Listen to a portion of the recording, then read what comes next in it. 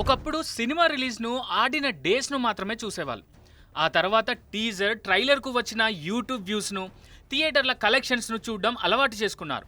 ఇక after corona ticket రేటును అది పెంచుకునేందుకు ప్రభుత్వం ఇచ్చిన జీవోలను కూడా విరగబడి చూడడం నేర్చుకున్నారు. ఇక తాజాగా ఆ రేట్లను కంపేర్ చేస్తూ నెట్టింట కామెంట్స్ చేసే వరకు కూడా వచ్చారు కొంతమంది ఫిలిం లవర్స్. మహేష్ హీరోగా త్రివిక్రమ్ డైరెక్షన్లో తెరకెక్కిన గుంటూరు కారం మూవీ జనవరి 12న సంక్రాంతి కానుకగా రిలీజ్కు రెడీ అయిపోయింది. ఇక ఈ క్రమంలోనే ఓ వారం రోజుల ముందుగానే రేవంత్ అన్న సర్కార్ ఈ గుంటూరోడికి బంపర్ ఆఫర్ ఇచ్చింది. సింగిల్ స్క్రీన్స్లలో 65 రూపాయలు, మల్టీప్లెక్స్లలో టికెట్ రేటుపై 100 రూపాయలు పెంచుకోవచ్చంటూ జీవో రిలీజ్ చేసింది. అంతేకాకుండా వారం రోజులు ఉదయం 4 గంటల షోలకు కూడా పర్మిషన్ ఇచ్చింది. ఇక తెలంగాణ సర్కార్ బాటలోనే జగనన్న సర్కార్ కూడా ముందడుగేసింది. అయితే తెలంగాణ సర్కార్ అంతలా కాకుండా సింగిల్ అండ్ మల్టీప్లెక్స్ స్క్రీన్లలో ఒక్కో టికెట్పై 50 మాత్రమే పెంచుకునేందుకు అనుమతినిచ్చింది.